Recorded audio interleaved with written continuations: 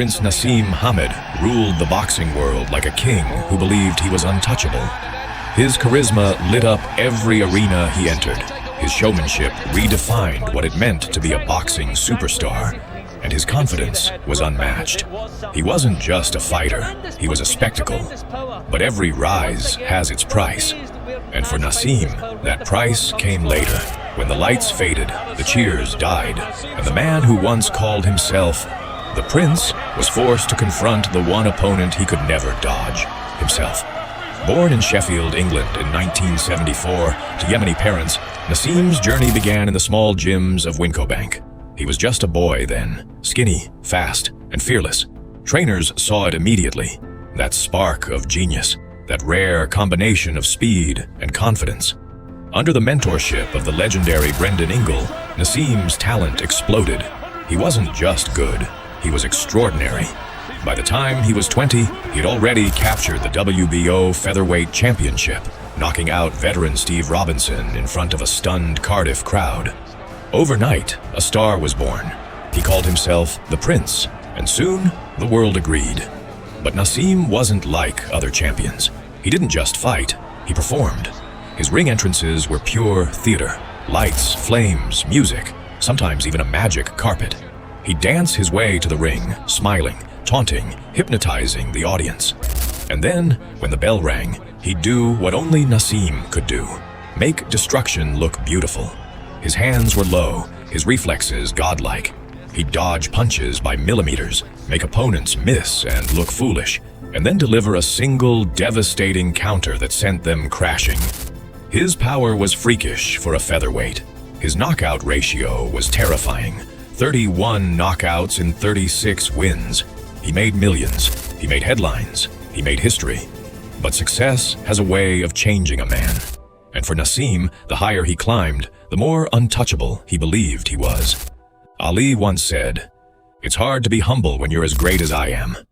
For Naseem, that line wasn't inspiration, it was a lifestyle. He believed his own legend, and the fire that had once driven him to train like a warrior slowly turned into a flame of self-belief that bordered on arrogance. Then came Marco Antonio Barrera, the night everything fell apart. It was 2001, Las Vegas. Naseem entered the ring unbeaten, 35-0, and full of swagger. He believed Barrera was just another name, another victim of the Prince's power. But what he didn't realize was that Barrera wasn't there to play his game. He wasn't impressed by the dancing, the taunting, or the flash. He came to destroy the myth. From the opening bell, it was clear something was wrong. Naseem's timing was off. His rhythm was gone. His punches lacked their usual snap. Barrera was precise, patient, and ruthless. He made Naseem look human, something no one had done before. Round after round, Barrera punished him. The once untouchable Prince was now struggling to land anything clean. By the final bell, the unthinkable had happened. Prince Naseem Hamed had been dominated. The decision was unanimous. The crowd, once roaring for the showman, fell silent. The prince, who had soared too close to the sun, had finally burned his wings. After that night, Naseem was never the same. He fought once more, a lackluster comeback against Manuel Calvo, and then disappeared. No farewell tour, no grand goodbye, just silence. Years passed. Fans wondered what had happened. Where was the man who once made the ring his stage? The truth was darker than anyone imagined. Behind the curtains of fame, Naseem's life spiraled. The riches that once symbolized his success became symbols of excess. He had cars, Ferraris, Lamborghinis, Bentleys, lined up in his driveway, mansions that echoed with the silence of unfulfilled fame. He had everything money could buy, except peace. In 2006, tragedy struck. Driving his million-dollar McLaren through the streets of Sheffield, Naseem collided head-on with another car. The crash was devastating. The other driver suffered severe injuries, and the once glorified Prince found himself facing something he could never dodge in the ring: accountability. The headlines were merciless. Boxing legend jailed after horror crash. In the blink of an eye, the man who once commanded global stages was standing in a courtroom, stripped of everything: his freedom, his image, and his pride. The judge sentenced him to 15 months in prison for dangerous driving. For the first time in his life, Naseem Hamed faced silence.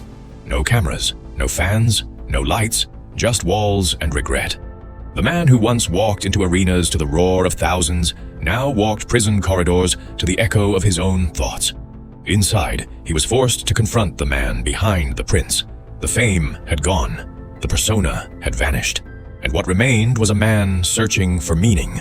Prison changes everyone. For Naseem, it was both punishment and rebirth. He began to reflect on everything, his rise, his arrogance, his downfall. "I lost myself," he would later admit. "I thought I was untouchable, but life has a way of reminding you that no one is." When he emerged from prison, the world had moved on. The new generation of fighters, Amir Khan, Carl Frampton, Anthony Joshua, were now the faces of British boxing. The prince had become a memory, a headline from another time. And yet, even in exile, he remained a mystery. Fans speculated, reporters searched, but Naseem stayed silent. For over a decade, he refused interviews, declined documentaries, and rejected the spotlight that once adored him. He vanished from public life, leaving behind questions that no one could answer. Until now. At 50, Naseem Hamed finally broke his silence. In a quiet interview from his home, far from the roaring crowds and flashing lights, he spoke not as the prince, but as Naseem, the man behind the myth. His words were calm, his voice softer, older. The cocky grin that once lit up pay-per-view screens had been replaced by something different. Humility. He talked about the fame, the arrogance, and the prison years. He talked about how the world saw his downfall as punishment. But for him, it was a second chance. He admitted that the cars, the money, and the mansions had blinded him from what truly mattered. "I used to think the ring was everything," he said quietly. "Now I know. It was never about the ring. It was about who I became after I left it." His words carried the weight of a man who had lived through both extremes of life, the ecstasy of fame and the agony of loss.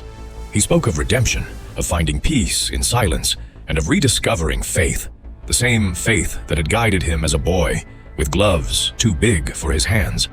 As the camera zoomed in, his eyes told the story his voice couldn't. A man who had flown too high, fallen too hard, but lived to tell the tale. Because in the end, the prince didn't die in the ring. He just had to learn to live without the crown. At 50, Naseem Hamed is a man who has lived a lifetime, both in and out of the ring. His journey from unbeaten champion to a man in prison, followed by years of silence, has shaped him in ways that most of his fans could never imagine. His comeback, however, hasn't been the one most people expected. This is not a tale of returning to glory or reclaiming titles, but a story of self-redemption, of finding peace in the quiet after the storm. After his release from prison, Naseem faded from the public eye. He didn't make the grand comeback many had hoped for.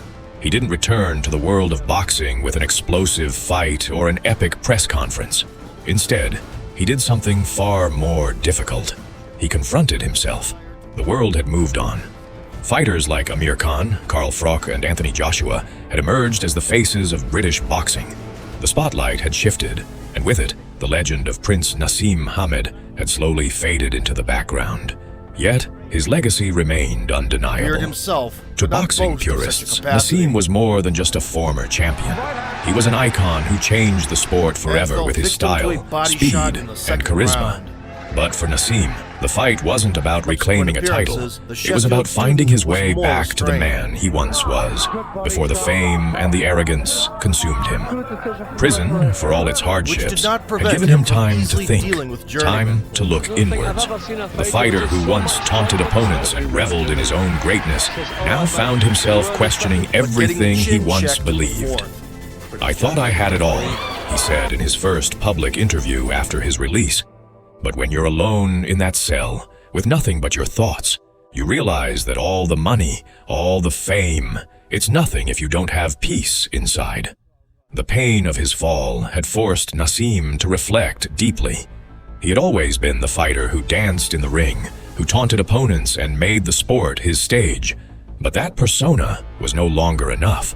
After losing everything, his unbeaten record, his freedom, his reputation, he realized that true greatness was not in the knockouts or the headlines. True greatness was about character, humility, and redemption. A new focus. Boxing. As a legacy, not a stage. Naseem's first step towards redemption came when he chose to step out of the shadows. No longer interested in living as the flashy, cocky prince who had once strutted around the boxing world, he began to focus on the next phase of his life. One that wasn't defined by fame or titles. In 2013, Naseem made a brief return to the sport, but not in the way people had expected. Instead of fighting again, he chose to mentor the next generation of fighters. He wasn't interested in claiming glory for himself, but in passing on his knowledge and experience to young fighters who would carry the legacy of British boxing forward.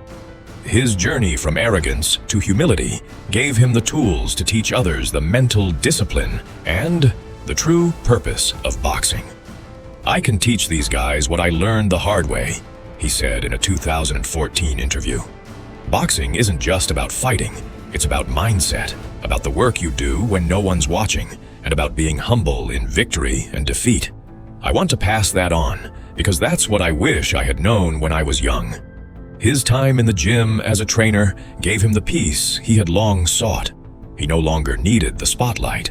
The satisfaction of helping others become great in the sport was far more fulfilling than the adrenaline rush of stepping into the ring himself. Beyond boxing, Naseem Hamed found his true redemption in the love and support of his family. His wife and his children provided him with the emotional anchor he had been lacking during his earlier years of excess. It was in his quiet home, away from the cameras and the demands of the boxing world, that he began to rebuild his life. For the first time in his adult life, Naseem embraced humility. He no longer sought the adoration of fans or the attention of the media. Instead, he sought inner peace. Faith became a significant part of his healing process. Having grown up in a Muslim household, Naseem reconnected with his roots and turned to prayer and reflection to find solace. His relationship with Islam became the cornerstone of his recovery. He began to see the bigger picture of his life, understanding that boxing was just one chapter of a much larger story. He was no longer the flashy, brash fighter who dominated the ring with swagger and self-importance. Instead, he was a man who understood that true strength came from within, from balance, humility, and faith. "I was always so focused on being the best, being the greatest. But the real greatness comes from understanding who you are," Naseem admitted. "My faith, my family, they've been my real strength. Boxing gave me a platform, but it didn't give me peace. Now, I've found that peace." Naseem's legacy in boxing is undeniable. He changed the sport in ways that go beyond his unbeaten record, his flashy entrances, or his stunning knockouts. He brought entertainment and personality to the sport, capturing the attention of audiences worldwide. His brashness, confidence, and unorthodox style became iconic, and he inspired a new generation of fighters to embrace their individuality. But Naseem Hamed's legacy is also one of redemption. His story is a testament to the power of reflection, humility, and change. After falling from grace, Naseem found a way to rise again, not by chasing titles or fame, but by finding peace within himself.